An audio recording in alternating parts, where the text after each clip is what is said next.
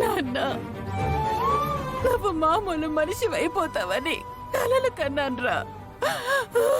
ఆ దేవుడు నిన్ను కరుణించలేదురా. Mummy, you don't cry mummy, you don't cry. Kannayya, బామా, ఎందుకు మీరిద్దరు ఏడుస్తున్నారు?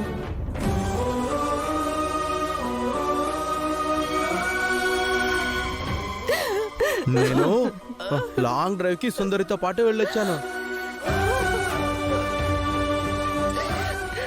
నాకు చాలా హ్యాపీగా ఉంది.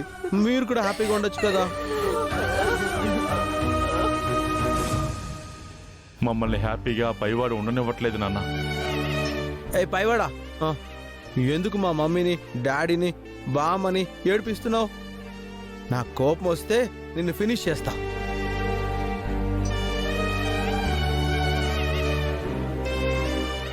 నీ విషయంలో మాకు చాలా పెద్ద పనిష్మెంట్ ఇచ్చాడన్నయ్య ఆ దేవుడు. అనంతు, నువ్వు కూడా ఏంట్రా? ఏమ్మా చూసావా? చూడు, ఇప్పటికైనా నీ కళ్ళు చల్లబడ్డాయా?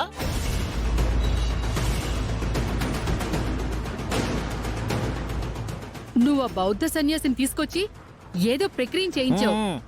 దానివల్ల మా బాల పూర్తిగా కోలుకోకపోగా మా అందరికీ బాధని మిగిల్చాడు. అత్తయ్య, మా అక్క తప్పేం చేయలేదు. తన ప్రయత్నం తను చేసింది. పిన్ని, సుందరి చాలా మంచిది, నీకు తెలీదు. తెలీదు అమ్మా, సుందరి మంచిదమ్మా. చాలా అలసిపోయావు. రా నాన్న. ఏ నువ్వు రారా, నువ్వు రా రా రా రా రా రా. అయ్యో, ఊరుకోమ్మా, ఊరుకో. బామ్మగారు, బాలగారి విషయంలో నా వంతు ప్రయత్నం నేను చేశాను. ఇప్పుడు బాలగారు పూర్తిగా మారకపోయినా త్వరలోనే నేను బాలగారిని మారుస్తాను.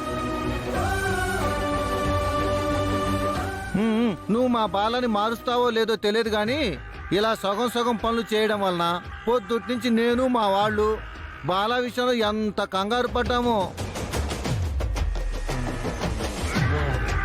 అన్నయ్య స్ట్రగుల్ చూసి మీరు అనవసరంగా బౌద్ధ సన్యాసుల్ని తీసుకొచ్చారనిపిస్తుంది.